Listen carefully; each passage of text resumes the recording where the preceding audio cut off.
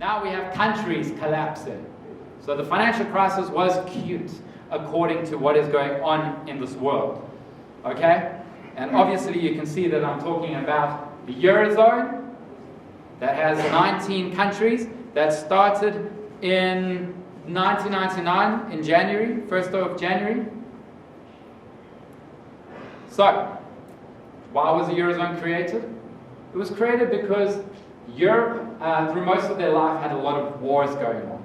So they found a way to bring countries together, bring unity together, to bring, adopt one currency, which makes it easier to do business rather than, deal with businesses with different currencies and different cross rates, different interest rates. So they brought it all together. They thought it was a brilliant idea, and it was at the time. But just a couple of years later, we have the Eurozone crisis. We have the failure to pay the government debt. We have countries, for example, in Ireland, which in 2007 had the property bubble, right? And then it just started getting worse, and the debt started increasing. So let's take a look. What flag is that? Ireland, correct.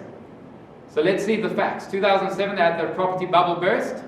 Today, the debt, according to the national debt clock, you can take a look at it on Google, type national debt clock and type in a country and it'll show you all those stats. It's very nice to see, any country in the world. 206 billion euros of national debt, which is 45,000 euros debt per citizen. It's a lot. How do you pay it off? And it's 140.58% debt of the GDP. Next flag. Español. Spain. Yes. Alright, so Spain, before the Eurozone, they had low levels of debt. And then what happens? They spend tons of money on bailouts. You can read that, right?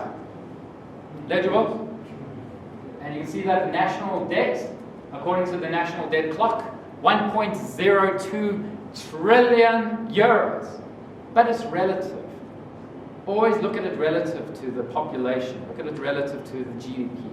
And you can see that the debt of the GDP is better than Ireland's still. 86.15%, even though it's high. And I know, guys, it doesn't compare to like America. Oh, there's the link, nationaldebtclocks.org. Very useful. You can take a look at it once a year. I know it doesn't compare to, for example, America with $18 trillion of debt. But the thing is, it's relative to the entire Eurozone, and that's what I'm going to go through now. Is the next flag, what is it? Greece. Ipatridamu, Yeladamu. Okay, so Greece. I actually saw that Charlie Hebdo have a new cartoon. Excuse my my French, but I'll tell you now. Sauve l'Europe, ne va en Grèce. Does anyone speak French? Hands up, anybody? No? I'll try to say that again then. Sauver l'Europe, ne va en Grèce. Not good, I'm sorry. You just understand Greece. Okay, so basically it is save Europe, drown a Greek. And that is very relevant to what's going on at the moment. Is with Greece's debt, let's go through it. First, let's talk about what Greece produced and exported. You know, what the contributions we made. A little bit of olive oil, a little bit of a lot of tourism, a bit of herbs, spices, petroleum, cotton wool. I mean, you name it. But then the problem is Greece asked for their rescue packages and they asked for bailouts. And the way you can see it in terms of these bailouts and credit crises, the Eurozone crises, is I want you to picture this. Greece has a card and Germany has a card.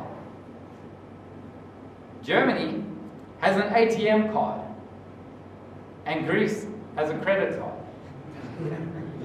That's pretty much sums it up. Not only Germany, but other countries bailing out. But Greece says, I will swipe my card and I'll get some money, okay? But then I will pay you back with interest in a couple of years. And what's going on? Today, Greece is sitting at 334 billion euros of national debt, and the debt to GDP is sky high, 197.04%. Okay? That's 30,305 euros per citizen. Now that's high. And there was another cartoon actually of Greece taking their credit card with serrated edges on like a knife, and he's swiping this poor piggy bank. A live piggy bank, shame.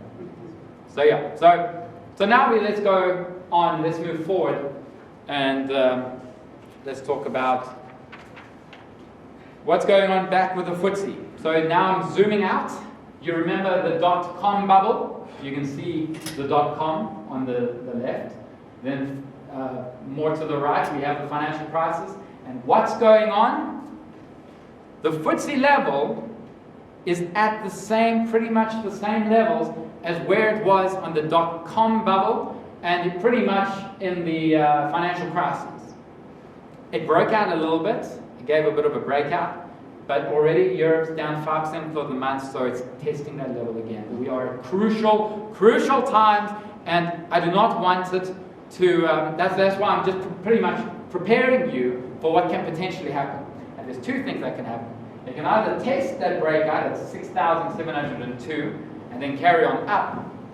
But my biggest problem is that the movement that's going on is very consolidated, and that's why I call it the twilight zone, because it's moving in between a level, a range rather, and we don't know what's going to go on. So you need to, on a weekly basis now, you need to just take a look at the FTSE and write down this level, 6,722, okay? It's a crucial level that you need to watch out for, and let's base it on what is going on with the Eurozone. Is Greece going to leave the Eurozone? Yes or no? Yes. Yes? No? Yes. I don't think so. If Greece leaves the Eurozone, even though the economy is quite small, it is going to be catastrophic for the entire world. And you know why? Because Greece sets a precedent. They say, sorry, we can't pay the 300 billion euros, we'll just walk away. What countries are going to export to Greece? There's going to be trade barriers again. There's going to be tariffs that are going to go sky high again. But not only that, like I said, Greece sets a precedent for the other countries, like Ireland, right? So they started with their property bubble, and their debt's just been growing and growing and growing. And then Ireland says, sorry, we can't pay. Spain, Espanol, what else? Portugal, and the Eurozone might just fall to pieces. That's going to be a big problem. That Greece, even though it's a small economy, it will be a precedent set for the future. So, you can take a look at the FTSE at 6,722. Watch that level in the next couple of weeks. Very important.